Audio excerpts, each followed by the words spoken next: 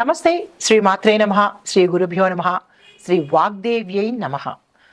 మనకి ఖగోళ శాస్త్రంలో దృక్పంచాంగంలో మనకి ఎప్పటికప్పుడు గ్రహాలు మారుతూ ఉంటాయి. ఈ రాశి నుంచి ఆ రాశికి ప్రతి 2.5 రోజులకి కొన్ని రాశులైతే ప్రతి నెలలకు 45 రోజులకు ఇలా వాటి యొక్క గమనాన్ని బట్టి ప్రతి నిమిషము మారుతూనే ఉంటాయి. గ్రహము అంటేనే చెరించేది అని అర్థం అనమాట.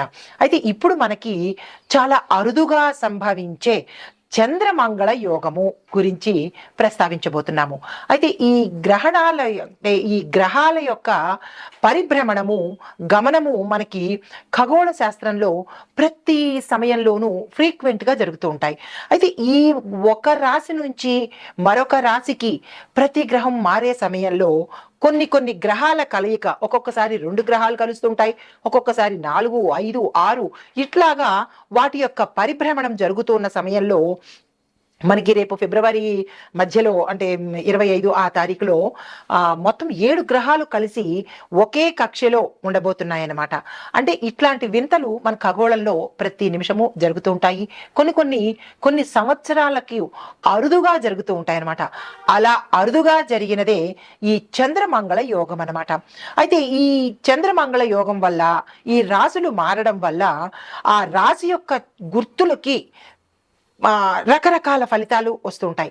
ఆ గుర్తుల్ని మనం అనుసంధానం చేసుకుంటూ ఏ రాశిలో ఏ గ్రహాలు ఎట్లాగా పరిభ్రమణం చేస్తున్నాయి, అవి ఏ సమయంలో చేస్తున్నాయి, వాటి యొక్క ఫలితాలు ఎలా ఉండబోతున్నాయి అనే అంశంలో మనకి ఫిబ్రవరి 26వ తారీఖు మాస శివరాత్రికి అంటే రిపీట్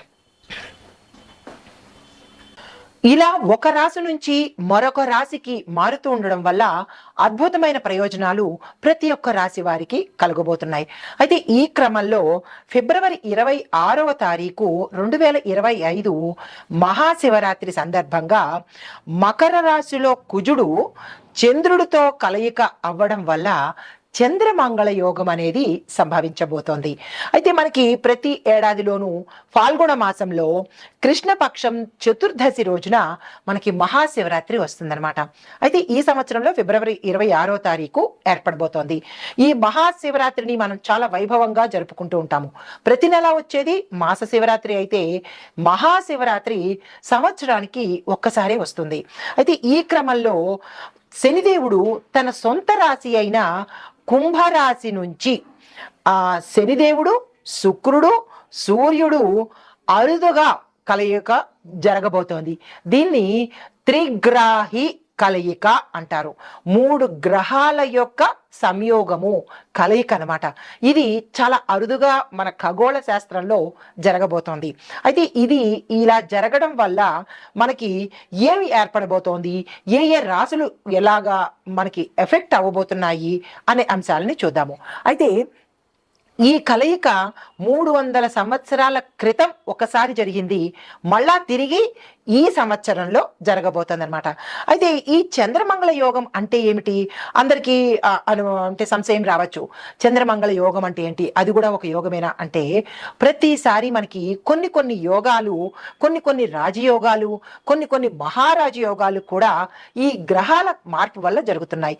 ఇప్పుడు మనం ప్రస్తావించుకోబోయే అంశము చంద్రమంగళ యోగం అన్నమాట. అయితే ఈ చంద్రుడు మంగళుడు కలిసి ఒకే రాశిలో ఉంటూ పరస్పర దృష్టి అంటే ఇద్దరు ఇలా ఎదురు బదురు చూసుకునే దృష్టి కలవడం అనేది చాలా అపురూపమైన సంయోగము. ఆ సంయోగమే మనకి ఇప్పుడు కలగబోతోంది అనమాట. అయితే దీనివల్ల మనకి ఏమిటి జరుగుతోంది, ఈ 2 గ్రహాలు ఎదురెదురుగా చక్కగా చూసుకోవడం వల్ల విశేషమైన ధనప్రాప్తి, దానితో పాటు ఆత్మవిశ్వాసము, సాహసము, తర్వాత శరీరంలో బలము అంటే ఆరోగ్యపరంగాను ఇలాగా అన్ని విశేషమైన ఫలితాలు మనకి ఈ 2 గ్రహాలు ఇవ్వబోతున్నాయి. అయితే ఇది గోచార రీత్యా, దృక్పంచాంగం రీత్యా, ఖగోళ శాస్త్ర రీత్యా జరగబోయే ఫలితాలు మేషాది ద్వాదశ రాశుల వారికి ఇదేంటి అయితే వ్యక్తిగతంగా మరి మాకు ఎలా తెలుస్తుంది అనేటట్టుగా చూసినట్టయితే కనుక ఈ వ్యక్తిగత సమగ్రమైన జాతక పరిశీలన చేయించుకుంటే ఈ 2 గ్రహాలు అంటే ప్రతి జాతక చక్రంలోనూ మనకి 12 భావాలు ఉంటాయి. 12 భావాలు అంటే లగ్నం నుంచి 12 స్థానాలు అన్నమాట. స్థానాలనే మనం భావాలు అంటాము. ఈ స్థానాలలో ఈ ఇద్దరి కలయిక ఏ స్థానంలో కలగబోతోంది. మొదటి స్థానం మనము లగ్నం అని చెప్పుకుంటాం. తను భావము అంటే తన యొక్క భావము, రెండో భావము, మూడో భావము, ఇలా ఒక్కొక్క భావానికి ఒక్కొక్కళ్ళు. 4వ భావమేమో మాతృభావము, 3వ భావము భ్రాతృ అంటే అన్నదమ్ములు కానీ అక్క చెల్లెళ్ళు కానీ, ఇలాగా 7వ భాగము కళత్రము అంటే భార్య కానీ భర్త కానీ, ఇలా లాభాలు కర్మ ఇలాగ ప్రతి ఒక్కటి అంశాలుగా ఉండబోతున్నాయి. అయితే ఈ వీరిద్దరి కలయిక మీ యొక్క జాతకంలో ఎక్కడ కలుస్తోంది, ఎలాంటి ఫలితాలు వస్తున్నాయి అనేది మీరు వ్యక్తిగతంగా తెలుసుకున్నట్టయితే కనుక మీకు తెలిసిపోతుంది. అయితే ఇప్పుడు ఈ చంద్రమంగళ యోగం వల్ల మేషాది ద్వాదశ రాశుల వారికి సమగ్రంగా ఎలా ఉండబోతోంది అంటే ఫిబ్రవరి 26 నుంచి ఈ జాతకాలు ఎలా ఉండబోతున్నాయి అనే అంశంలో ముందుగా చంద్రమంగళుడు కలిసి ఉండడం వల్ల మనకి స్పష్టమైన ఆలోచనలు, ధైర్యము, బలము, ఆరోగ్యము, తరువాత ఇట్లాంటి ఆత్మవిశ్వాసము, ఆకస్మిక ధన ప్రాప్తి, యోచనా శక్తి, ధారణ శక్తి, ఇట్లా ఒకటేంటి అన్ని శుభ ఫలితాలను వీరిద్దరూ ఇవ్వబోతున్నారు. అయితే ముందుగా మనము మేషరాశి వారిలో కనుక చూసినట్టయితే ఈ ఒక్కొక్క రాశిలో అన్ని రంగాల వాళ్ళు ఉంటారు కదా. విద్యార్థులు, రాజకీయ నాయకులు, చిత్ర పరిశ్రమలో ఉన్న వాళ్ళు, వ్యాపారులు, వ్యవసాయదారులు, ఇలా ఒక్కొక్క రంగంలో ఉన్న వారికి ఎలాంటి ఫలితాలు ఉంటున్నాయి, ఆ రంగంలో అప్పటికప్పుడు నేను మీకు రెమెడీలు చెప్పేస్తాను. ఉదాహరణకు విద్యార్థులు ఉన్నారు, విద్యార్థులకు ఈ చంద్రమంగళ యోగం ఎలా కలిసి వస్తుంది, అప్పటికప్పుడు రెమెడీస్ ఏం చేసుకోవాలి అనే అంశాన్ని చాలా విపులీకరంగా స్పష్టంగా నేను మీకు ఇప్పుడు చెప్పబోతున్నాను.